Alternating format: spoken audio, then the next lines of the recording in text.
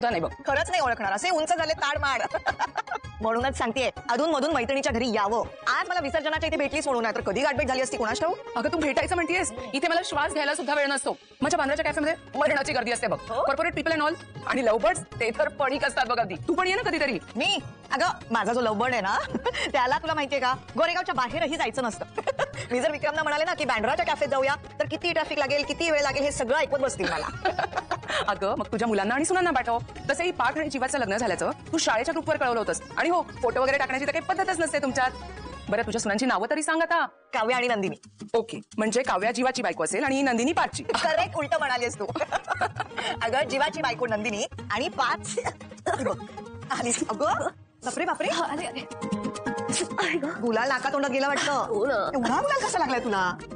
तुमचे लाडके सुपुत्र पार्थ देशमुख पुढच्या वर्षी लवकर या, पुढच्या वर्षी लवकर या करत माझ्या अंगावर गुलाल उधळत होते. ही काव्या ना ग? हो, हीच काव्या, पार्थची बायको काव्या. आणि ही सुनीता, माझी बालमैत्रीण. अच्छा, तुम्ही आहात सुनीता काकू, एकदम बेधडक बिंदास, ज्यांनी तुमच्या पीटीच्या सरांची शिट्टी वाजवली होती. अगं काय आहे, तुला कसं माहिती? काय म्हणू? अहो काही नाही, हरकत नाही ना. तुमच्या म्हणूनच सकाळी गप्पा मारत मारत सहज मला सांगितलं. म्हणजे बघ ना, आजच मी तुझी आठवण काढली आणि आज तुम्हाला भेटलीस. काय योगा योग्य की नाही? मग कशी गाठली माझी सून? ब्युटिफुल. काव्या मला सांग, याआधी आपण कधी भेटलोय का? आपण नाही हो, मला तरी काही असं आठवत नाही. आय डोंट नो व्हाय, पण मला असं वाटतंय की मी तुला कुठेतरी पाहिलंय. लग्नानंतर होईलच प्रेम मालिकेचा आजचा भाग आपण ऐकत आहोत. काव्या आणि जीवा वाटेत रस्त्यातच भेटलेले असतात. जीवाच्या गाडीतलं पेट्रोल संपतं तर काव्याची ओढणी बाईकमध्ये अडकलेली असते आणि योगायोगाने दोघे समोरासमोर येतात. त्यावर दोघांमध्ये बराच वाद होतो, बरंच बोलणं होतं. एकमेकांची हेल्प नको म्हणून भांडत असतात. तेव्हा काव्या म्हणत असते, तुझ्यासाठी मूव्ह ऑन होणं काही वेगळं किंवा काही चुकीचं नाहीये. आणि तेव्हा इथे माझ्या ताईसाठी तू मूव्ह ऑन व्हावंस असं मला वाटतंय. त्यावर जीवा म्हणत असतो, हो तुझी ताई आहेच तेवढी गुणी आणि तिच्यासाठी मी काहीही करेल. जरा तरी तुझ्या ताईकडून सद्बुद्धी तुला मिळाली असती तर बरं झालं असतं. आणि तसंही बरं झालं, आपल्या दोघांचं पुढे काही झालं नाही. जर आपण दोघं एकत्र असतो, जर आपल्या दोघांचं पुढं काही झालं असतं तर 2 महिन्याच्या आतच आपला घटस्फोट झाला असता, आपला सुद्धा झाला असता. त्यावर काव्या म्हणत असते, आपला सुद्धा म्हणजे? तेव्हा जीवा लगेचच शांत बसतो, तर काव्या सुद्धा अगदी शांत बसलेली असते. तेव्हा काव्या मनातच विचार करत असते, म्हणजे माझा आणि पारचा घटस्फोट होतोय ही गोष्ट जीवाला समजली की काय? त्याचबरोबर जीवा सुद्धा मनामध्येच विचार करत असतो, माझा आणि नंदिनीचा घटस्फोट होतोय ही गोष्ट आता लगेच इथे काव्याला समजली असती. आणि काव्याला समजली असती तर नाही तो गोंधळ आणि नाही तो राडा इथे झालेला असतो. त्यावर इथे असं का म्हणतोय सांग ना? अगं झालंच असतं तसं म्हणून मी म्हणत आहे. उलटसुलट उत्तरं देऊन तो तिथून थोडंसं बाजूला होतो आणि त्यावर लगेचच आता इकडे ती म्हणत असते, माझी ताई आहेच तेवढी, तिच्यासाठी कोणीही काहीही करेल. ठीक आहे, माझ्या ताईसाठी मी करायला तयार आहे, तुला गाडीतलं पेट्रोल द्यायला तयार आहे. तेवढ्यातच आता नंदिनीचा फोन काव्याला येतो. हा ग काव्या, कुठे आहेस तू? किती उशीर, किती वेळ झालेला आहे, केव्हाची निघलीस तू? आणखी पोहोचली कशी नाहीस? अगं काव्या, मी तुझ्याशी बोलते. हा ताई बोल ना. येते मी. हो हे काय पोहोचतीच आहे आता. अगं पण हो ये लवकर, मला आनंद निवासला जायचंय आणि तिकडचं विसर्जनाला मला उशीर होईल ना बाळा. हो ताई मी पोहोचतीच आहे असं म्हणून फोन ठेवते आणि पुन्हा डिक्कीत अडकलेली ओढणी काढण्याचा प्रयत्न करते. खूप जोर लावत असते. त्यावर तो म्हणत असतो, हे बघ कमीत कमी त्या तुझ्या ताईसाठी तरी मी ही डिक्कीत अडकलेली ओढणी काढून देण्याचा तुला प्रयत्न करतोय, समजलं? एक माणुसकीच्या नात्याने तू माझी मदत घेऊ शकतेस. आणि तेव्हा इथे काव्या म्हणत असते, ठीक आहे आता ओढणी निघली, माझ्या गाडीतलं पेट्रोल मी तुला देण्यासाठी तयार आहे. माणुसकीच्या नात्याने तुलाही आनंद निवासला विसर्जनासाठी पोहोचायचंय ना, आणि ते सुद्धा इथे माझ्या ताईसाठी मी द्यायला तयार आहे असं ती म्हणते. आणि तेवढ्यातच डिक्कीतली ओढणी बाजूला निघाल्याबरोबर डिक्की थोडी ओपन होते आणि त्यातली चावी सुद्धा बाहेर येते. आता इकडे माणुसकीच्या नात्याने आणि माझ्या ताईला विसर्जनासाठी वेळेत पोहोचायचंय ना, म्हणून मी हे सगळं करायला तयार आहे.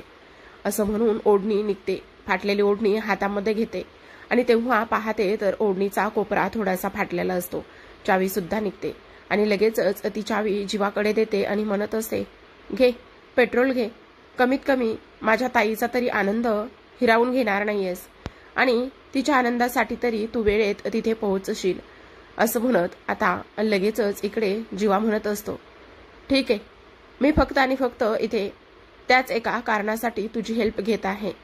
तर इकडे आता काव्या पाहतच असते आणि शेवटी ती म्हणते, आता इकडे जीवा म्हणत असतो, नाही त्याची काही गरज नाही, मला नकोय तुझं पेट्रोल, मी माझ्या नंदिनी ताईसाठी तुला पेट्रोल द्यायला तयार झालेली आहे. त्यावर तो म्हणत असतो, नकोय मला कोणाचीही मदत, आणि तुला एवढी तुझ्या नंदिनी ताईची काळजी आहे ना तर तिथे लवकर जा. तू तिथे लवकर गेलीस तर तिला आनंद निवासमध्ये यायला वेळेत ती पोहोचेल. त्यावर काव्या म्हणते, तुला माझ्या ताईची एवढी काळजी ना म्हणून तिच्यासाठी पेट्रोल देत आहे, एवढा ॲटिट्यूड दाखवायची काही गरज नाही. त्यावर जीवा म्हणत असतो, मी ॲटिट्यूड नाही दाखवला म्हणून तुला सोडून दिलंय ना, मग आता सुद्धा जा. त्यावर आता काव्या त्याच्यावर चिडते आणि म्हणत असते, जा खड्ड्यात जा. असं म्हणूनच ती आता तिकडून निघत असते. तर इकडे दुसऱ्या बाजूला सगळी लगबग, सगळी आरतीची तयारीची लगबग सुरू असते. आतापर्यंत काव्या आली नाही म्हणून पार्थ तिला फोन करत असतो, अगं काय हे नंदिनी, झाली का आरतीची तयारी? त्यावर लगेचच ती म्हणत असते, हो आरतीची तयारी झालीच आहे, फक्त आता काव्या आणि जीवा येण्याची वाट पाहतोय. पण नंदिनी विचार करते आणखी जीवा कसे आले नाहीयेत. तर इकडे आता लगेचच रम्या आणि वसू आलेले असतात. त्या मानिनीला म्हणतात, आम्ही काही मदत करावी का, आमच्याकडे काही काम आहे का? असं म्हटल्याबरोबर आता लगेचच मानिनी म्हणत असते, हो तुमची मदत हवी ना, पण इथे तुम्ही दोघी सुद्धा आमच्या समोर दिसायला नकोय. आत्ताच्या आत्ता तुमची तोंड दुसरीकडे घेऊन जा आणि आमच्या समोर तुम्ही उभ्या सुद्धा राहू नका. आता स्पष्टपणे मानिनीने वसू रम्याला हे सांगितल्यामुळे त्या तिथून निघून गेलेल्या असतात आणि हे सगळेजण आता गेलेल्या रम्या वसूकडे पाहतच असतात.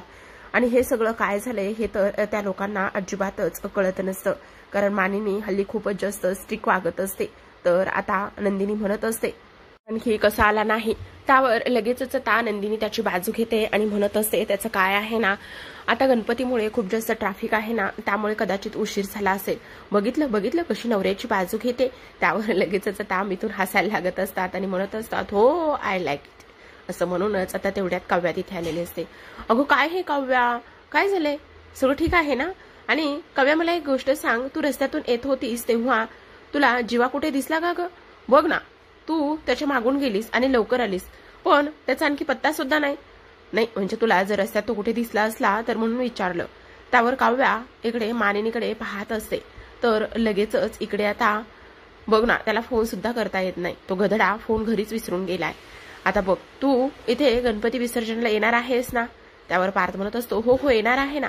मग छान मस्त तयार हो, छान साडी वगैरे नेस, दागिने घाल. तेवढ्यातच पार्थ म्हणत असतो, हो गणपती बाप्पासमोर गौर सजलेली दिसली पाहिजे ना.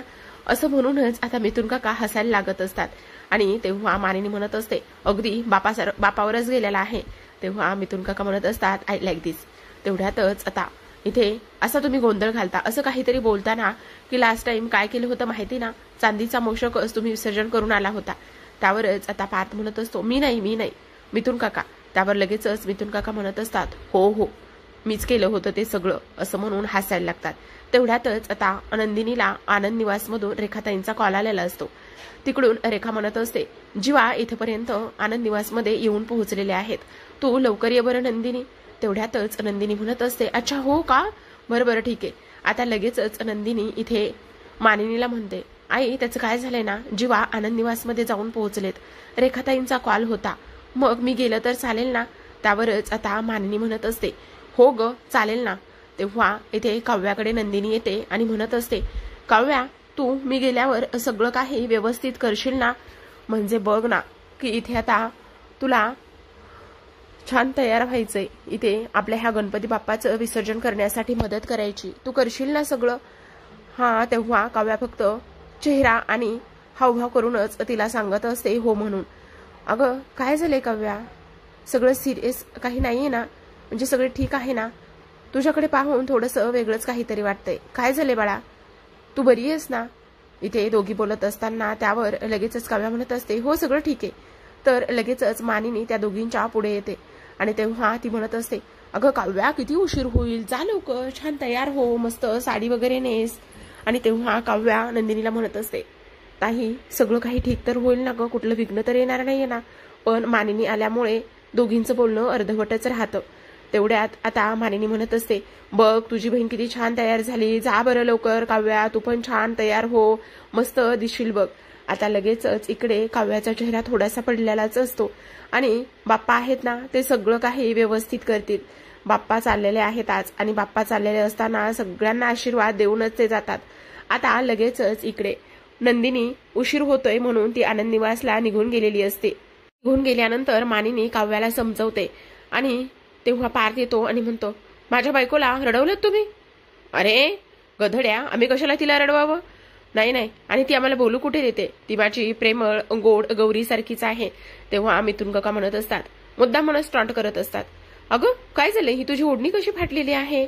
तेव्हा काव्याला तो प्रसंग आठवतो, कशा पद्धतीने तिची ओढणी गाडीच्या डिक्कीत अडकली आणि जीवाने ती काढून दिली आणि तेव्हा ती काढत असताना फाटली. हो हो, काय झालंय? नाही काही नाही, आपल्या घरामध्ये जेव्हा येत होते ना तेव्हा तिथल्या एका प्लायवूडला कोपऱ्यालाच ही ओढणी अडकली आणि त्यामुळे ती फाटली. बरं बरं ठीक आहे, असू देत, जा पटकन आणि तयार हो बरं. आणि त्याहूनही सगळ्यात महत्वाची गोष्ट, माझी गोड गौरीसारखी सून आहे, ती छानच दिसली पाहिजे.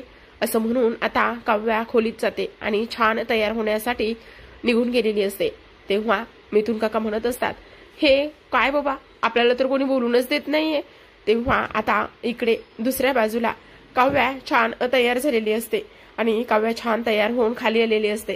तेव्हा आता इथे विसर्जनाची तयारी सुरू झालेली असते. बाप्पा खूपच कमाल दिसत असतात.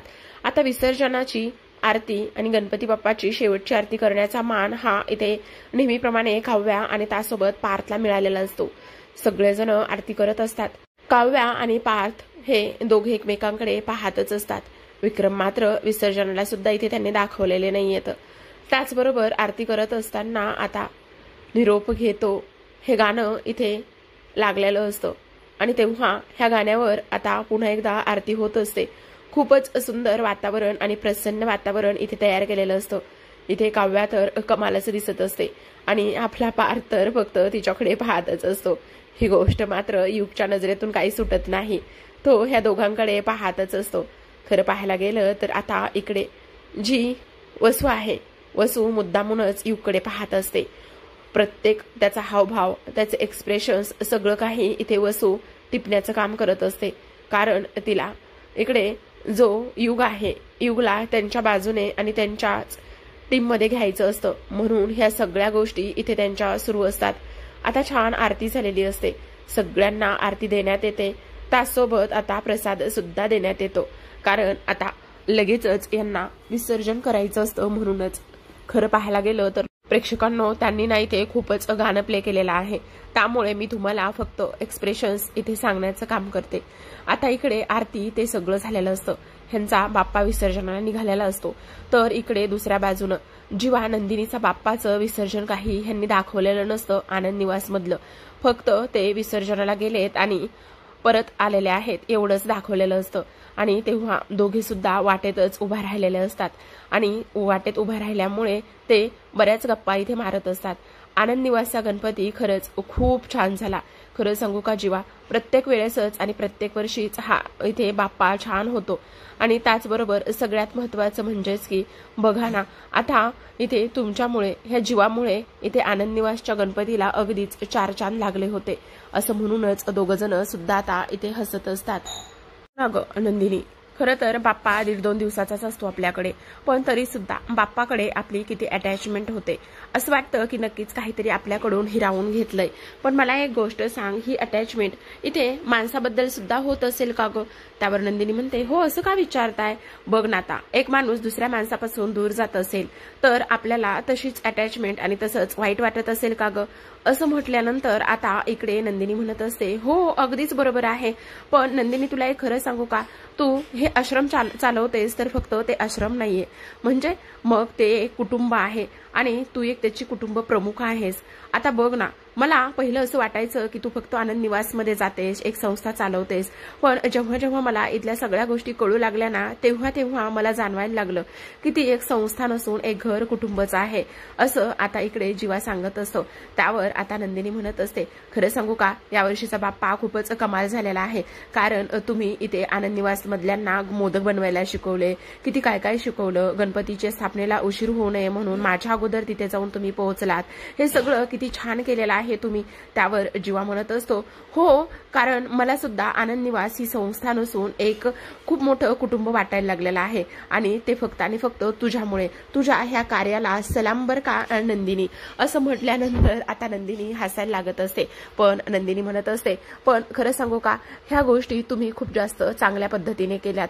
बघा ना, त्या दिवशी गेस्ट आले होते, त्या दिवशी सुद्धा त्याचसोबत मोदक बनवणे, त्याचबरोबर स्थापना पर्यंत छान करणे, विसर्जन सगळं काही व्यवस्थित पार पाडणे, ह्या सगळ्या गोष्टी तुम्ही केल्या ना, त्यामुळे खरंच त्या सगळ्या गोष्टीमध्ये जीव आल्यासारखं वाटतो आणि तुमचं करावं तेवढं कौतुक कमीच आहे. त्यावर आता लगेच जीवा म्हणत असतो, बापरे, खरंच मला ना आता काही वेळापूर्वी खूप वाईट वाटत होतं. आता नंदिनी, तू माझं एवढं भरभरून कौतुक केलंयस ना, त्यामुळे मला मात्र खूप आनंद झालेला आहे आणि आता असं वाटतंय की नाही नाही नाही नाही, खरंच खूप छान झालेलं आहे. तेव्हा इथे लगेचच तो नंदिनीला थांब म्हणत असतो आणि तेव्हा तिच्या एक डोळ्याच्या पापणीचा केस घेतो आणि तिच्या हातावरती उलटा करून त्यावर ठेवत असतो आणि म्हणत असतो, बघ आता हे सगळं किती खूप छान आहे ना, मग तू आता एक विश माग. असं म्हणूनच नंदिनीला तो विश मागायला लावतो गणपती बाप्पाकडे. आता नंदिनी म्हणत असते, तहानलेला पाणी दे, आंधळ्याला रस्ता दे आणि इथे भूक लागलेल्याला अन्न दे आणि त्यासोबत इथे ह्या जीवाला थोडीशी बुद्धी दे. असं म्हणूनच गणपती बाप्पाकडे ती ही विश मागत असते आणि डोळे उघडून बघते तर इथे जीवा आसपास कुठंच नसतो. तेव्हा नंदिनी म्हणत असते, हे असं काय झालेलं आहे, हे कुठे गेलेत नेमके, असं म्हणून आजूबाजूला सगळीकडे पाहत असते. पण जीवा मात्र तिला इथे कुठेच दिसत नसतो. आणि तर आता इथे आपण दुसऱ्या बाजूला पाहत आहोत की आता इथे देशमुखांच्या घराचं पूर्ण विसर्जन करून हे लोक आलेले असतात. त्याचबरोबर इथे आपल्या मानिनीची एक मैत्रीण, म्हणजेच की तिचं नाव सुनीता आणि ही बालमैत्रीण, खूप जुनी मैत्रीण, अगदी शाळेत जेव्हा मानिनी जायची 1ली ते 10वी पर्यंतची ही तिची वर्ग मैत्रीण आणि ती आज मानिनी समोर आलेली असते. म्हणजे बघा, आता मानिनी विसर्जनाला गेलेली असते आणि मानिनी विसर्जनाला गेल्यानंतर तिला मध्येच भेटते रस्त्यात आणि ती म्हणत असते, अगं सुनीता, किती दिवसाने भेटलोय आपण, चल आता तुला काही जरी झालं ना तर माझ्या घरी यावंच लागेल. असं म्हणून ती सुनीताला घरी घेऊन येते. सुनीता मानिनीचं एवढं भव्य दिव्य घर, हे सगळं काही ऐश्वर्य पाहून तिचे डोळे तृप्तच होतात. ती म्हणत असते, काय ग, काही नवीन घर घेतलेस की काय? त्यावर मानिनी म्हणत असते, हो अगं, काल तर झालंय सगळं काही, तुला आणखी वास येत नाही का त्याचा? अगं काय हे, अगं खूप दिवस झाले घेऊन, आता तुला कशाला माझी आठवण येते, एवढी बालमैत्रीण, आपण एवढं दोघी एकमेकींशी अटॅच मध्ये होतो, पण तुला मात्र काहीच नाही बघ त्याचं. त्यावर लगेचच ती म्हणत असते, हो ग, मला सांग ना, जीवा आणि पार्थ आपण त्या चाळीत होतो तेव्हाच मी त्यांना पाहिलं होतं, अगदीच जेमतेम 10वीला असेल तो. अगं आता खूपच मोठे झालेले आहेत. बघ ना गो, मी त्याला 10वीला होते तेव्हा त्याला एक बॅट गिफ्ट दिली होती त्याच्या वाढदिवसाला. अगं तो काही शहाणा आहे का, आणखी पण तसेच आहेत बघ. दुसऱ्याच दिवशी ग्राउंडवर गेला आणि तोडून टाकली. काय सांगतेस? पण मी आता त्यांना समोर जरी आले ना तरी मी त्यांना माझ्या समोर आल्यावर मी ओळखू सुद्धा शकत नाही बघ, असे झाले असतील, हो की नाही ग? हो, तसेच झालेले आहेत आणि दोघांची लग्न पण झालेली आहेत. जीवाची बायको नंदिनी आणि पार्थची बायको काव्या. असं सांगितल्यानंतर ती म्हणत असते, काय सांगतेस? मला तर वाटलं पार्थची बायको नंदिनी आणि जीवाची बायको काव्या असेल. नाही ग, पूर्ण उलट सांगितलेस तू. पण तुला एक गोष्ट सांगू, तू फक्त आपल्या शाळेच्या ग्रुपवर लग्न ठरलंय मुलांचं एवढाच मेसेज केला, एवढीच पत्रिका टाकलीस, पण फोटो काही टाकण्याची आपली पद्धत नाहीये. अगं हो, किती किती ऐकवशील, किती बडबड करशील, पण एक गोष्ट सांगू का ग, खरंच आपले ते शाळेचे दिवस खूप छान होते बघ. अगं मग तू ये ना माझ्या कधीतरी कॅफेमध्ये. अगं आमचे हे मजनू इथे मला हे इथे राहतोय तिथे सुद्धा बाहेर कुठे घेऊन गेले ना तर तेवढंच, इथे दुसऱ्या ठिकाणी घेऊन कधी जातच नाहीयेत. आणि तसंही आपलं ते अंतर किती आणि कसं लांब आहे तुला माहिती आहे ना. तेवढ्यातच आता काव्या विसर्जनाची आरती घेऊन आलेली असते. खूप शिंका येत असतात तिला. चेहऱ्यावर प्रचंड गुलाल वगैरे पसरलेला असतो. तेव्हा मानिनी म्हणते, अगं काय झालं काव्या, आता तुमचे हे लाडके चिरंजीव इथे गणपती बाप्पाचं विसर्जन करत असताना ते गणपती बाप्पाकडे कमी आणि माझ्याच अंगावर माझ्या चेहऱ्यावर गुलाल जास्त टाकत होते असं म्हणून आता ती म्हणत असते, अच्छा तुला इथे त्यामुळे शिंका येत आहेत. तेव्हा इथे सुनीता म्हणत असते, मला एक गोष्ट सांगा, मी तुम्हाला कुठेतरी पाहिलंय, मी कुठे भेटली का ग तुला याआधी. त्यावरती म्हणत असते, सॉरी हो काकू, मला नाही आठवत. मग ही बघी माझी बालमैत्री सुनीता, अच्छा त्याच का ह्या, हो मला कालच आजच सकाळी आईने तुमचा विषय काढला होता जेव्हा की इथे तुम्ही तुमच्या पीटी सरांची चांगली शिट्टी वागवली होती. अगो काय हे मानिनी, तू तुझ्या सुनांना पण सांगितलंस. अगं हो हो, हा तुमची मनू जी आहे ना ती खूप काही गोष्टी इथे बोलत असते. तेवढ्यातच आता ती म्हणत असते, पण मला असं का वाटतंय मी तुला कुठेतरी पाहिलंय, मी तुला याआधी सुद्धा भेटले. त्यावरच ती म्हणत असते, नाही हो काकू, मला नाही आठवत आहे काही. पण हे सगळं काही बोलल्यानंतर आता इकडे काव्याला थोडासा शॉक लागतो, थोडासा तिला धक्का बसलेला असतो आणि ती विचार करत असते, ह्यांनी मला इथे जीवाबरोबर तर बघितलं नसेल ना, काय झालं असेल असा ती विचार करत असते. तर आता प्रेक्षकांनो, आजच्या भागामध्ये एवढंच. उद्याचा भाग खूप जास्त कमाल झालेला आहे, कारण इथे आता पार्थ आलेला असतो आणि पार्थ आल्याबरोबरच आता इकडे ती म्हणत असते, अच्छा तू जीवा का. नाही हो, मी पार्थ आहे. अगं हा काव्याचा नवरा पार्थ. नाही ग, नक्कीच काहीतरी इथे गोंधळ आहे. तुला एक गोष्ट सांगू का ग मनू, तुला तुझी सून फसवतीये. तुला सांगू का, ह्या मुलीला मी तुझ्या धाकट्या मुलाबरोबर पाहिले आणि तुला सगळ्यात महत्वाची गोष्ट म्हणजेच की अजून सुद्धा बहुतेक त्यांचं अफेअर सुरू आहे असं आता इथे सुनीताने इकडे मानिनीला ह्या सगळ्या गोष्टी सांगितल्या आहेत. मी तुला इथे कन्फर्म सांगते की ही तुझी सून तुला फसवते, तिचं तुझ्या धाकट्या मुलाबरोबर अफेअर सुरू आहे, समजलं. त्यावरच आता मानिनीला खूप मोठा धक्का बसतो, डोळ्यात अश्रू दाटून आलेले असतात आणि तेव्हा सुनीताला ती निरोप देते. त्याचबरोबर आता तिला काव्याला सगळा काही जाब ते विचारायचं असतो, म्हणून ती लगेचच आता इकडे काव्याच्या खोलीमध्ये जात असते. काव्या आता फ्रेश होत असते. त्याचबरोबर चेहऱ्याला लागलेला दाग जो गुलाल आहे तो आणि त्याचबरोबर लगेचच मंगळसूत्र काढण्याचा प्रयत्न करते. आता मानिनी समोर उभी राहते आणि मानिनी तिला म्हणत असते, काय ग, मंगळसूत्र काढण्याची खूपच जास्त घाई झाली वाटतं तुला, आणि तुझं आणि त्याचबरोबर कोणाचं अफेअर सुरू आहे, लग्न झाल्यावर सुद्धा बाहेर अफेअर करतेस का तू, असा मानिनीचा सरळ प्रश्न हा काव्याला असतो.